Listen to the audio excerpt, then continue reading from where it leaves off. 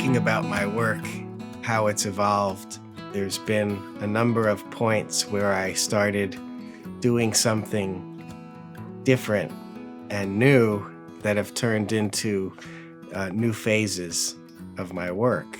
I call them breakthroughs.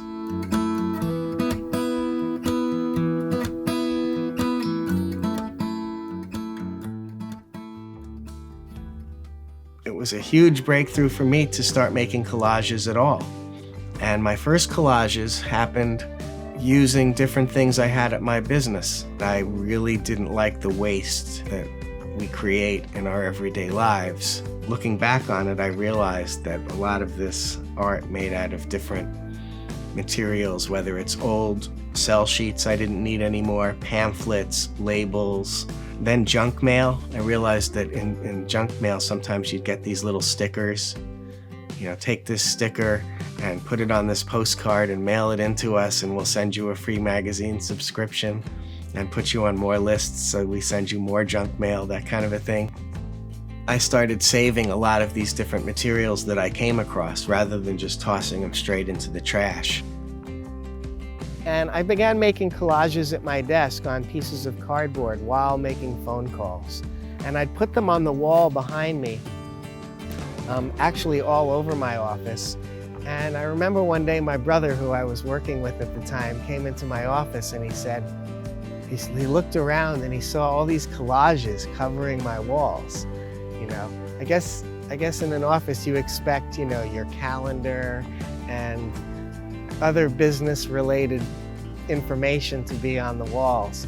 But he looked at all these collages and he's like, "What are you doing?" I said, "I'm an artist."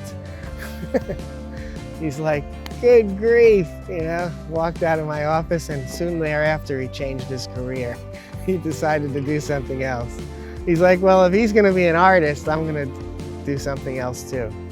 The idea of using a material that would otherwise go into the trash as an art project was definitely a breakthrough. Mosaic is a traditional art technique that started, you know, in ancient times, where it was made from little pieces of colored stone. Mine just happened to be little pieces of paper, stickers, and cardboard. I would crack and peel stickers, cut the pieces and fit them in, but I wasn't immediately using glue. And now scissors and glue are like my main tools of my trade. I say that I'm a scissors and glue kind of guy. And my scissors I've been using now for 30 years, my orange-handled scissors, and they're the most comfortable tool. They almost feel like an extension of myself.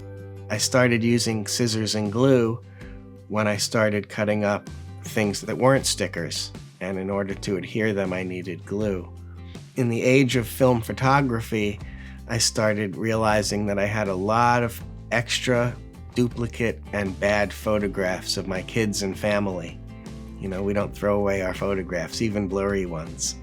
And I started making collages of people in my family, experimenting with these types of images. I would take pictures of my wife and myself and cut them all up into pieces and then glue them together, almost like looking at a picture of us two through a kaleidoscope. It was a form of cubism.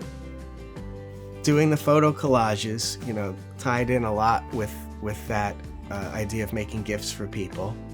Sometimes I would take a bunch of pictures from a party or a wedding or an event and make a little montage of all the extra pieces, you know, and it was kind of like an interesting cubist montage of a particular event. And a great way to use little, you know, a stack of extra throwaway photographs and turn it into something that could hang on the wall and remind you of a special event or a special time.